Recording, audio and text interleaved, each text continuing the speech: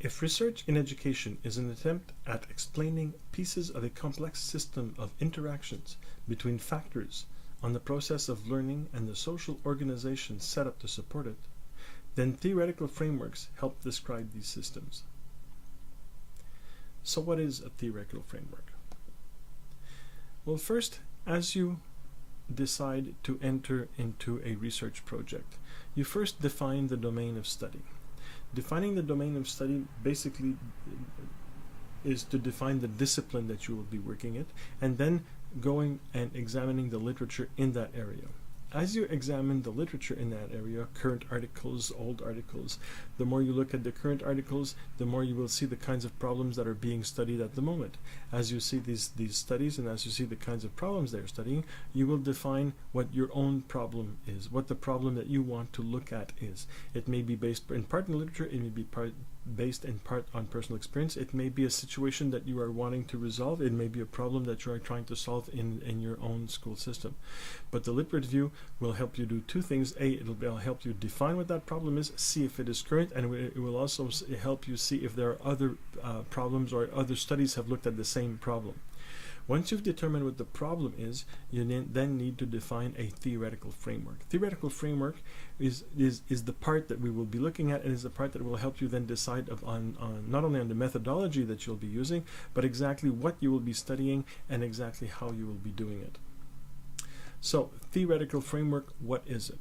Well, it's a logically structured representation of all the concepts, the variables, and the relationships involved in the scientific study you wish to do, with the purpose of clearly identifying what will be explored, examined, measured, or described.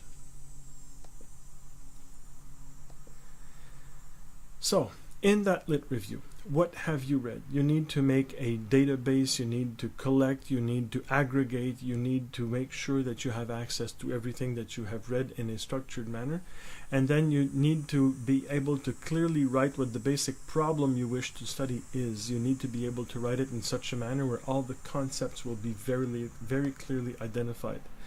And how you do this is in the problems that you will have picked up from the literature or the one you have written. What are the important words and what are the concepts that they refer to?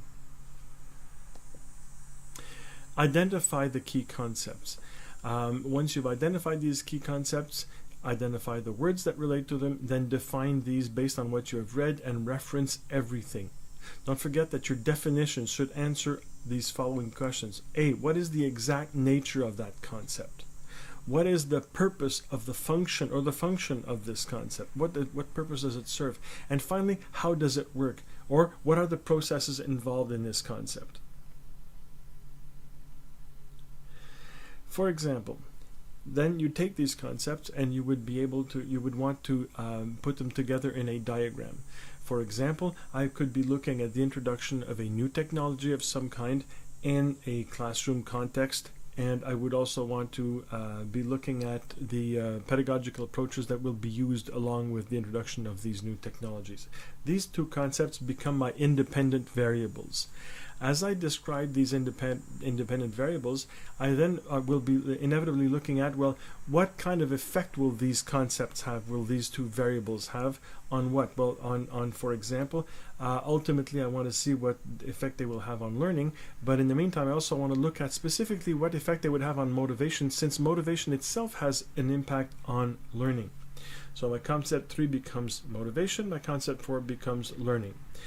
The learning becomes my final dependent variable, whereas the motivation becomes an intermediate variable, a variable that has a direct impact on my dependent variable, but is also directly impacted by the other two, which may not have direct impact on learning.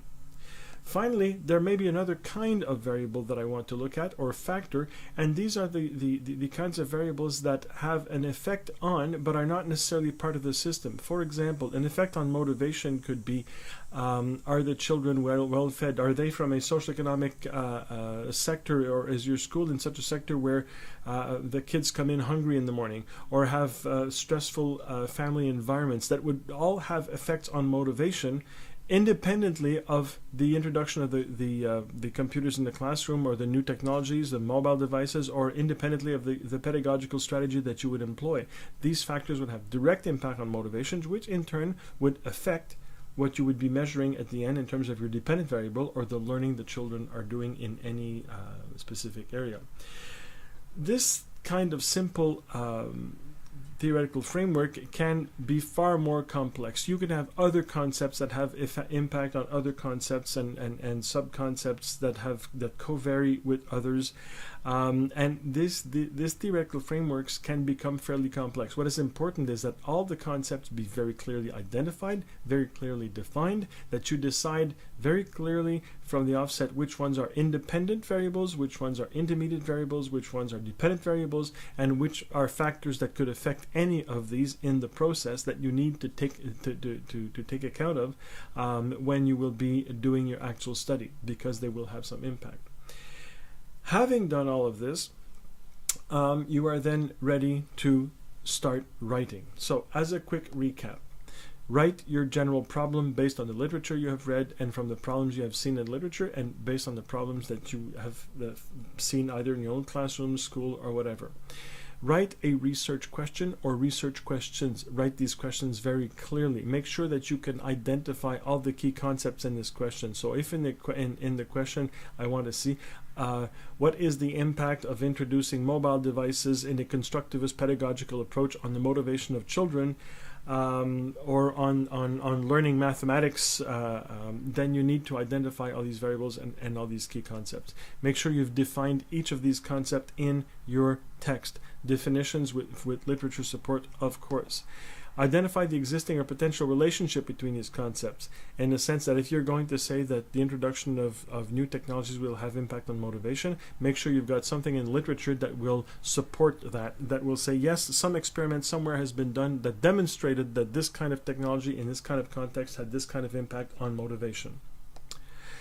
And finally, make sure that you're able to identify what indicators you'll be studying and how you'll be looking at these. In the sense that if you're going to be looking at the motivation, are you going to look at motivation since it's not something you can see in the learner's head? Is it something you're going to measure by the amount of time they spend on a task, on the kind of enthusiasm they show while they're working, the kind of product they will be putting out? What are the indicators you'll be looking at when you want to measure, for example, motivation? So all of these elements need to be part of your theoretical framework, because they are the ones that actually will then decide and help you decide exactly on the methodology you will be using for your research study.